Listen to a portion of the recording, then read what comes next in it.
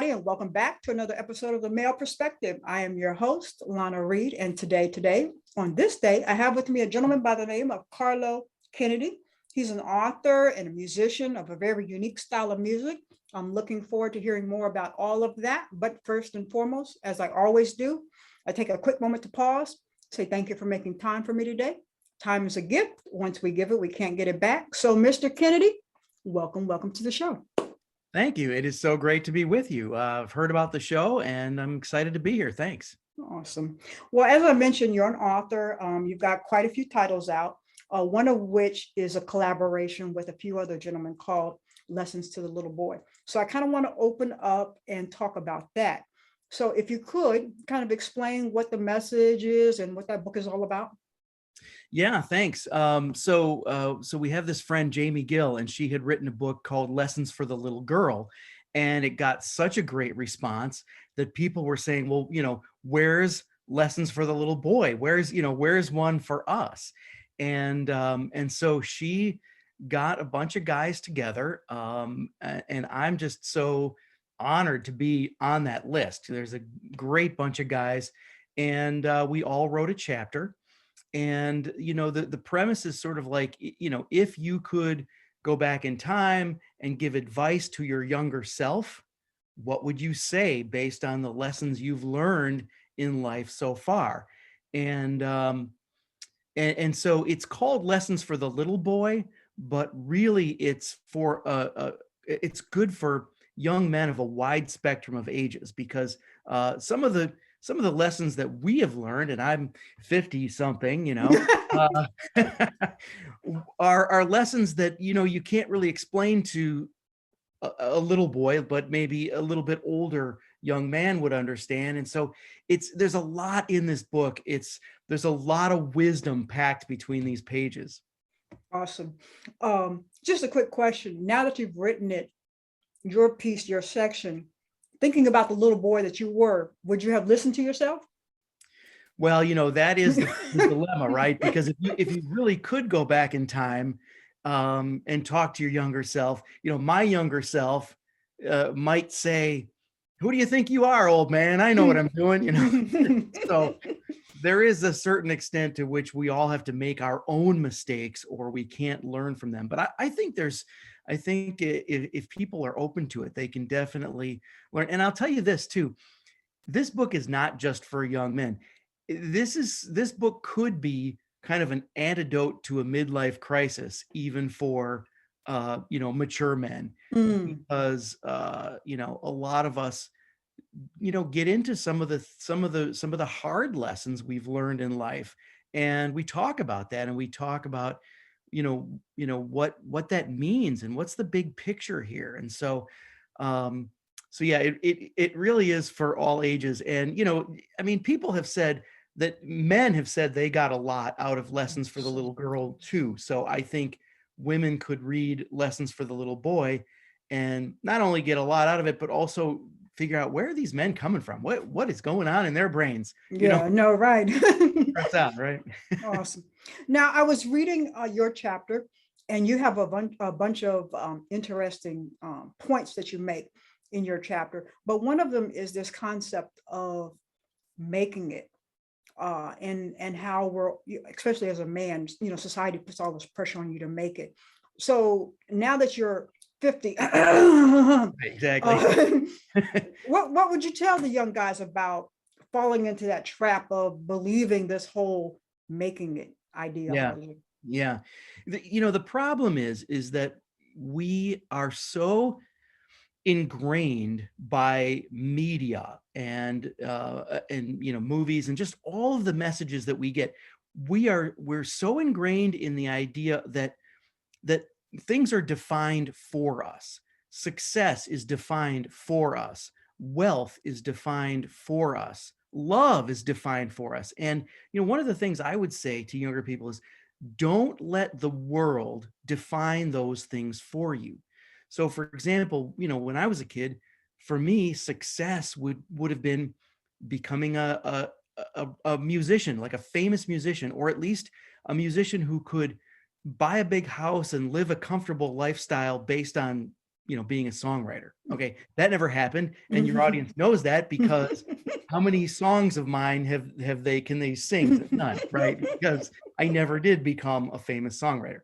And so if you let the world define success for you, you will sort of by default define success in very narrow ways. Like, if I'm not this, I'm not a success. If I don't own this kind of house or this kind of car, I'm not a success.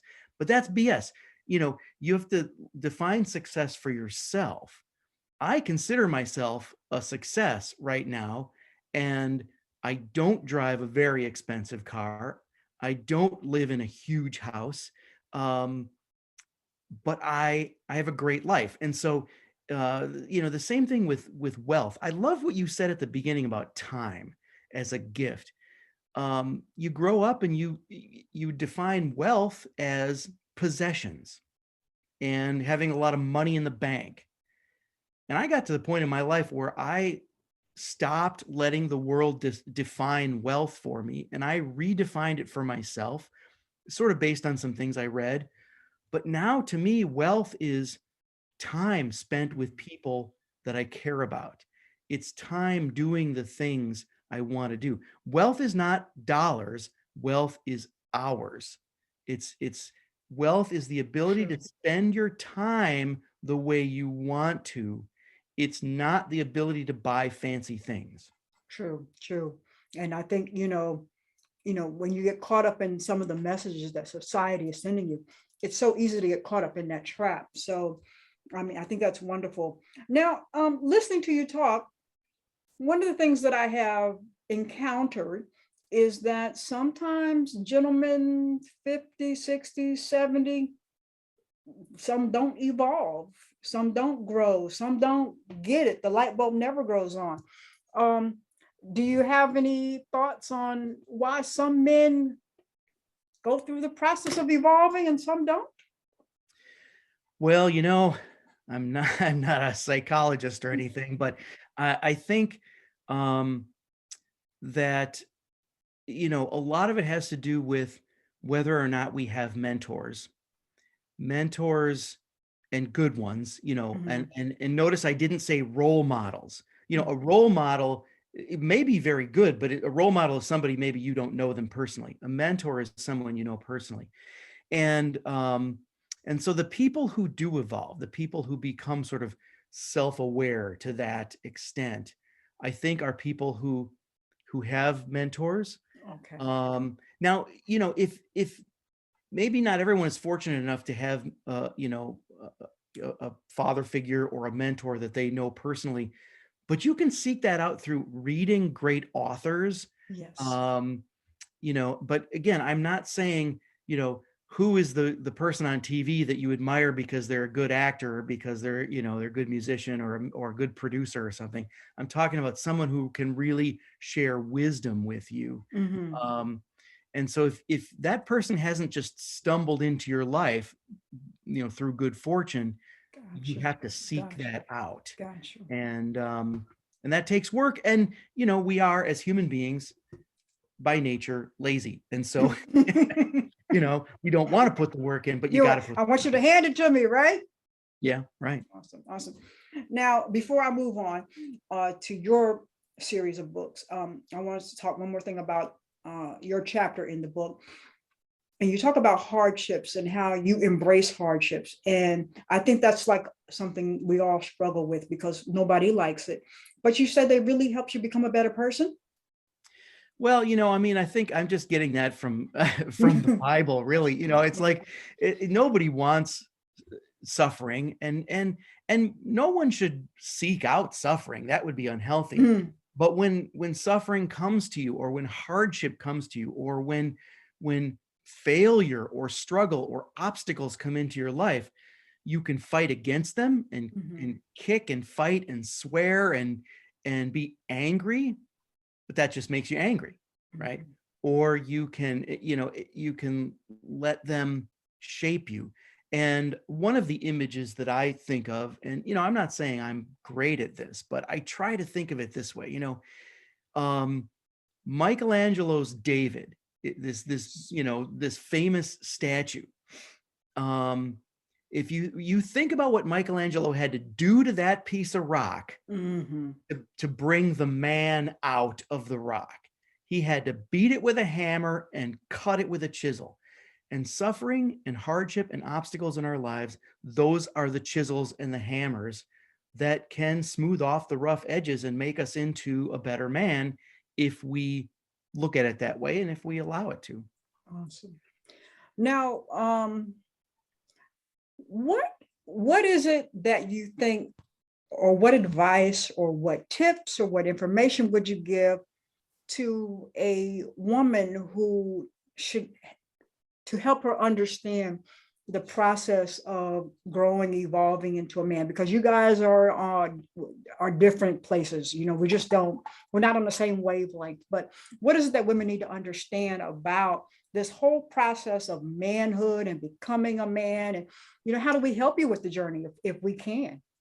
Yeah, well, I think it goes back to the idea that men are fixers. We want to fix something. And so if there's a problem, we want to fix it, whether that means with tools or with words or whatever it is. But what that means is that we are by nature a little bit controlling in that, we want to fix all the problems. See, in the male mind, I want to fix all the problems today so that tomorrow I can relax, right? But the problem is that when men and women get together, and this is nobody's fault, but a lot of it depends on the family you grew up in and how you saw your parents, whatever parents were there, solving problems or not. And this is a fact, and I've read this in books written by marriage experts and psychologists. This is not coming from me, so don't blame the messenger. But the fact that women tend to marry or get into a committed relationship with a man because they see potential. They see the David inside the rock, but they're willing to marry the rock, the block of marble, thinking, well, I can chip away at this and I can make something of this guy. But men marry a woman or become committed to a woman because they like her exactly the way she is and they hope she never changes. That difference right there is one of the things that sets us at odds with each other, because a woman is trying to make a man better. Man doesn't want to change. A man is trying to keep a woman from changing, but that's impossible because we all change, right? And so when it comes to this thing about men being fixers, men want to make decisions. They want to fix things by making decisions. If a woman grew up in a home where women made all the decisions, it's going to be hard for her to live with a man who wants to make all the decisions. Yeah. And so people just need to sort of know that going in, that, we're coming into relationships from these two really different directions, and to come together, it's not easy. If a man wants to make all the decisions in a relationship, he better marry a woman who grew up in a home where a man made all the decisions so that she's used to that. Again, judgment either way, but it's all about what you're used to. Ideally, in a relationship, a man and a woman will make decisions together. True. But if they didn't grow up in homes where a man and a woman made the decisions together, they're going to have to learn that from scratch. And so it's not easy. Not at all. Yeah. You got to find your compatible partner. And I think that's where a lot of us are messing it up. We're just, like you said, the guy I want you to stay that way, but 10 years down the road, I'm not going to be that way. And right. We all change. We all change. And women do tend to fall in love with potential. We want projects, we're used to nurturing and building and whatever. And, sometimes that doesn't really work. But anyways, we could talk about that for a while. I want to get into your books. Time Signature. What's the plot line behind your series of book, Time Signature? Yeah, so there's two. I'll just show the cover. This is Time Signature. It's a novel about a young man who is thrown back in time, and it's a time travel story, but it's not super sci-fi. It's not super techy. It's basically the time machine runs on music, and so the idea is that the time machine has a stereo and has an 8-track player in it because it's old school. You put a tape in and you play a song. The time machine travels back to the very first time and place where that song was played.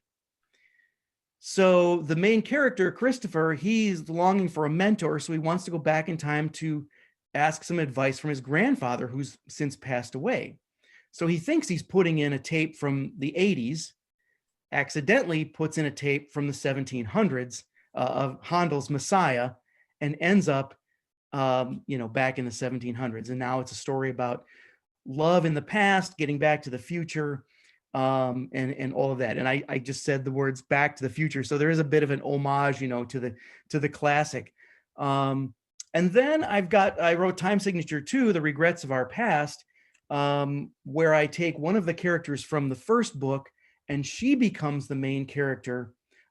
She's an African American woman who is thrown back in time to Reconstruction, Savannah, Georgia, and so that becomes her dilemma. Again, surviving there and then trying to get back to the present. So for time travel fans, there's a lot of classic, time travel dilemmas.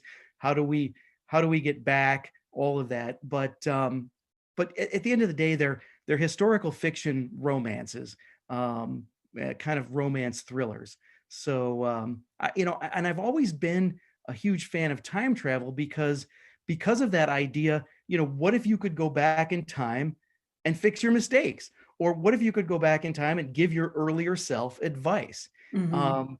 So, writing Lessons for the Little Boy was like just right up my alley because the two things kind of dovetail. Awesome, awesome. Now, you mentioned you were kind of always into time travel, but what makes a guy get up one day and say, you know what, I'm going to write a book about time travel? I mean, had it been sitting around in the head for a minute?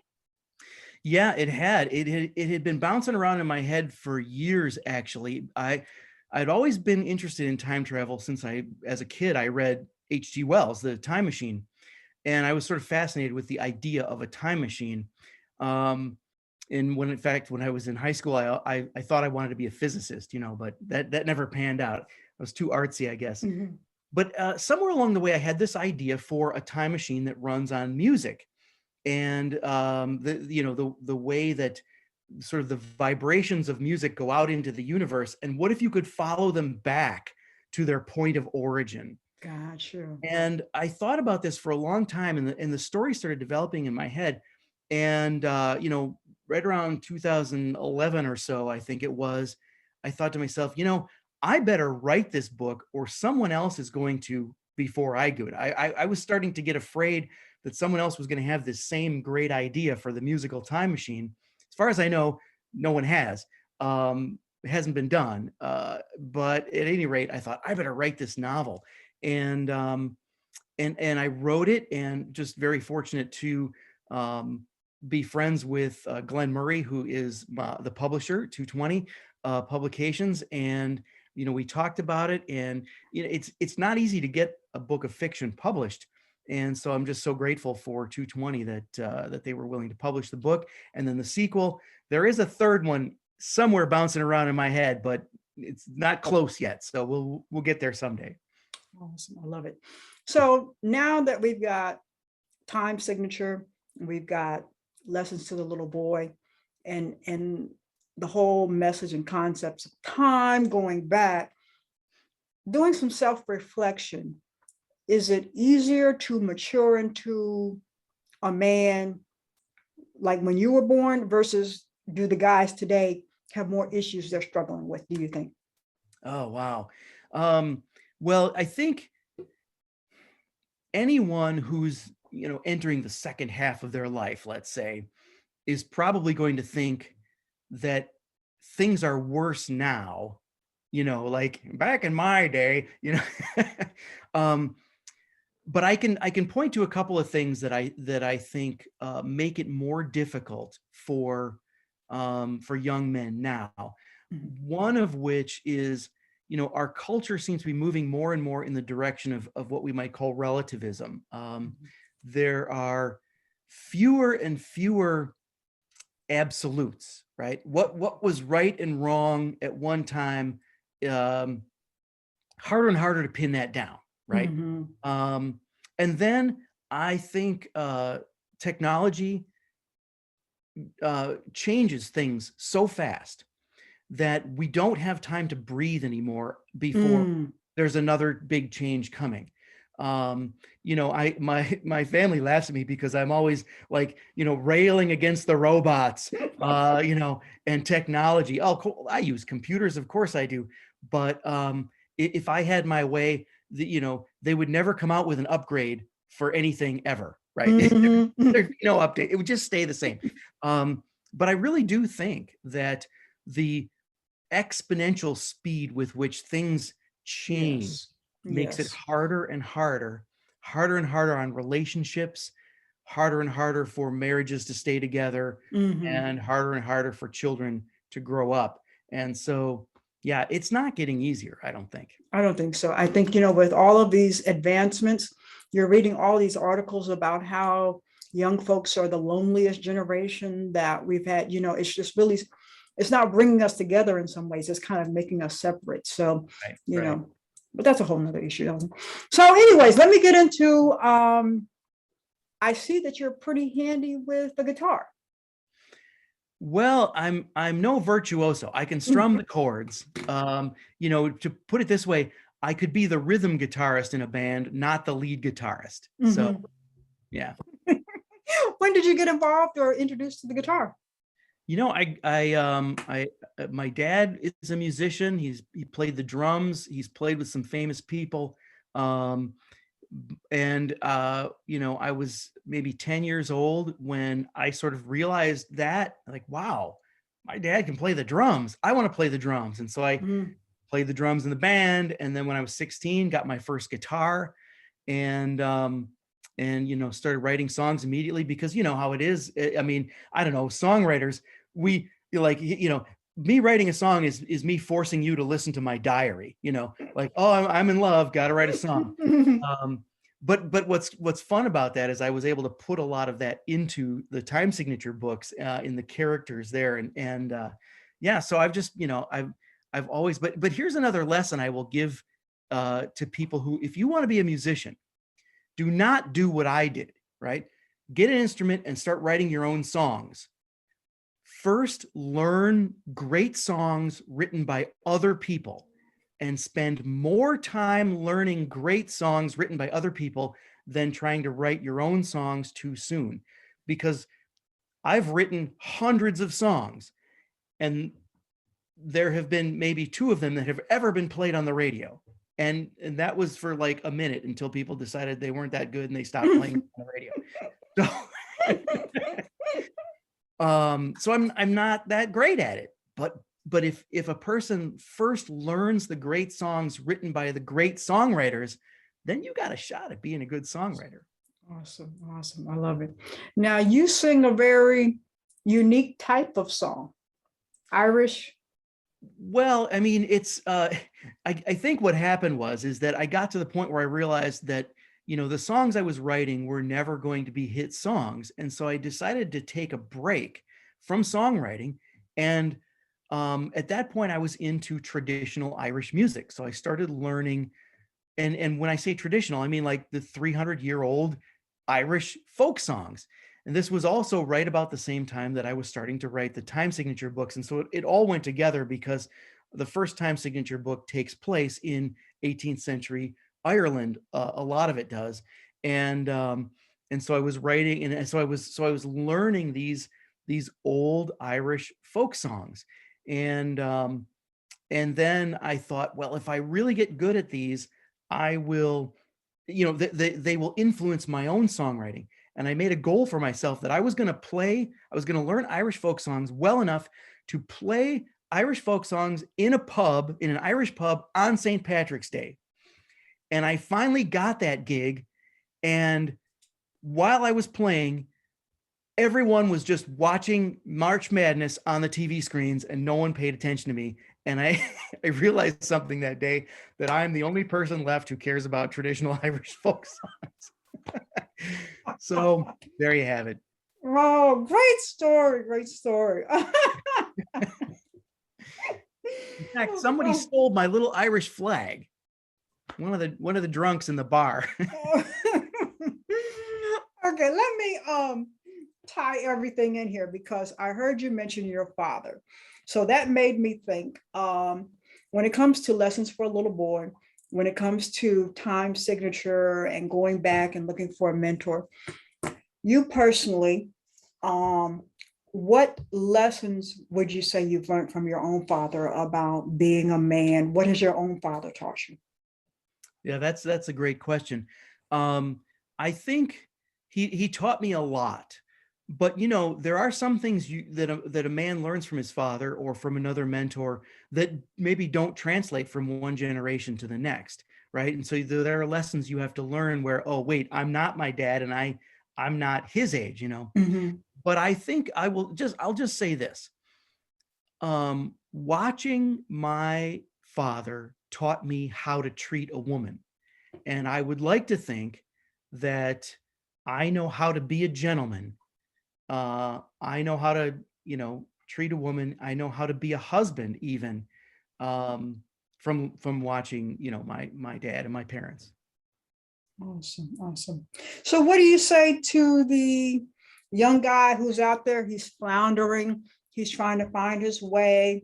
Um, but I need some help figuring this out. Like, what advice would you give him? Yeah, well, number one is go to church. I Mm, mean, if you if you're out there and you think you don't need God in your life, mhm. that's mistake number one. So Okay. get to church and you know, do what you got to do to, move toward God, move toward a relationship with God. And I mean, that's not super popular advice these days, but that is what I would say is the way to start. And after that, things will fall into place. Everybody's different, so I can't give advice that's more specific than that. But that is the one thing I can say universally that's got to be true for everyone. Awesome. Find your way towards God. Now, so I want I forgot one thing that I wanted to ask you in the beginning, so I'm going to circle back, and forgive me because I'm 50 That's okay. myself. Um, but you talked about in your book, in your chapter of the book, and I guess we can wrap this up with as we plan. You talk about planning and how we're taught to plan, to plan, to plan, but you found that there's benefit in not planning some things in life. Yeah, and of course, it's always about balance. So I don't want to be seen as like giving permission to, irresponsibility. That's not what Mhm. I'm saying. But there really is wisdom in that idea of how, water flows downhill through the path of least resistance. Mhm. And so if you're planning something and you have to force it into being, it might not be right. Okay. Right? If you have to force it. Also, like I said, men like to fix things. And, Mhm. I've always found myself getting into the trap of trying to fix the future. I was going to fix Okay. things now so that things would be perfect later. But you can't do that because the world changes around you so quickly that you don't know what tomorrow's problems are yet. And if you try to fix them today, you can find yourself making it worse if you find yourself being too controlling of the future. You can actually make it worse.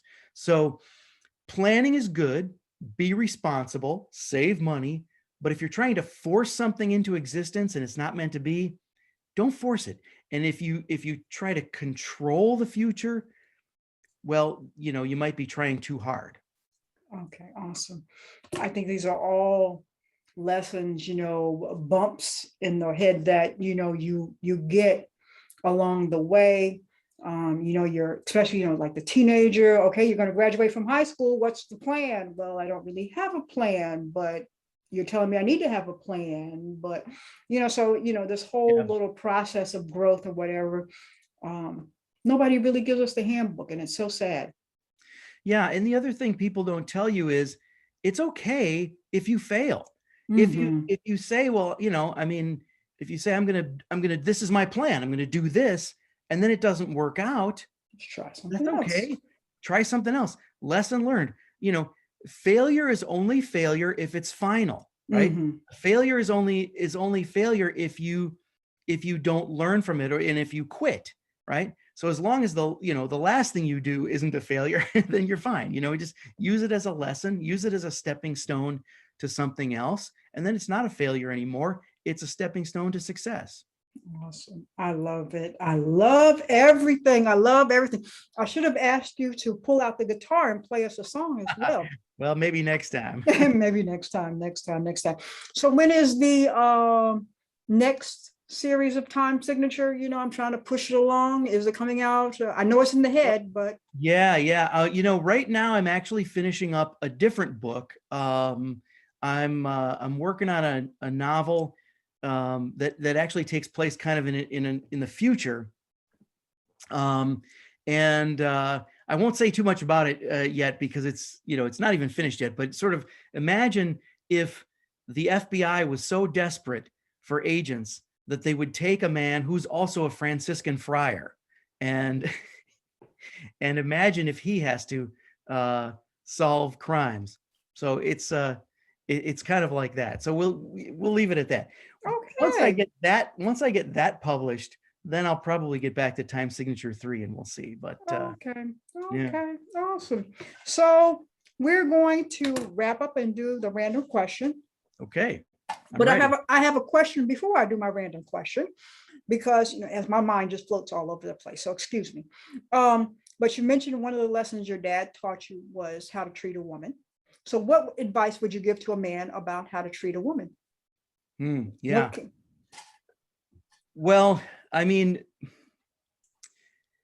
being a gentleman is a many layered, thing. I mean, that you could talk about holding the door open and stuff, um, but it gets tricky because, I have this.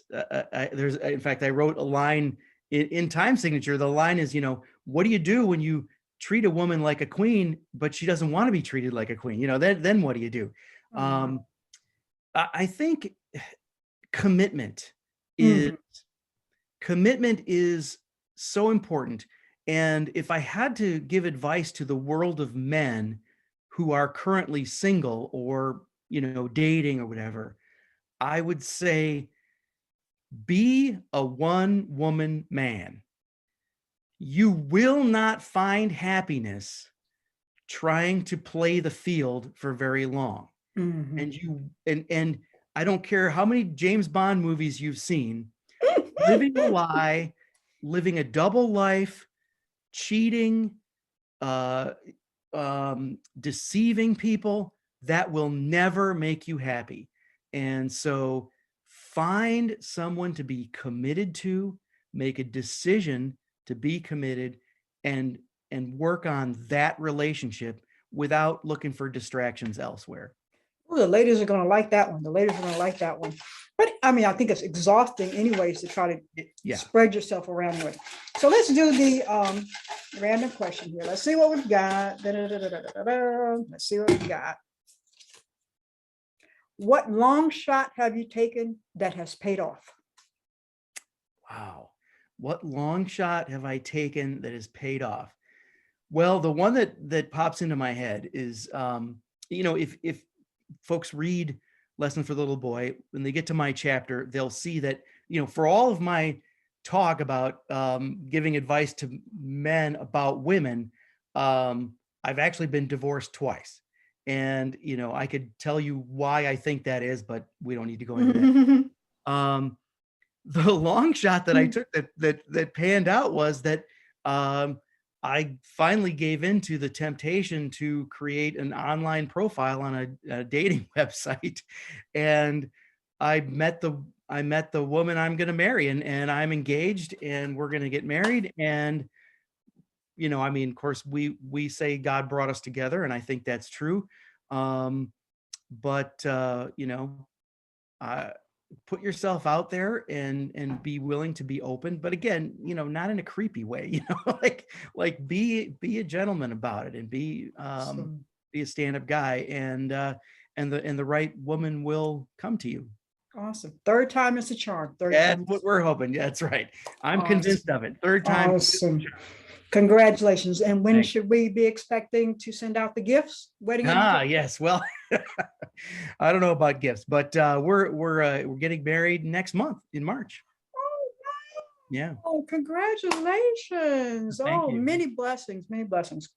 All righty, Carlo, tell us how we pick up the books, how we book you for our next event so we can hear you play the guitar. Just tell us how we connect with you. Yeah, well, my website is carlokennedy.com, but actually the easiest thing is if people go to timesignature.info, info is one of those website suffixes that are really cheap to get.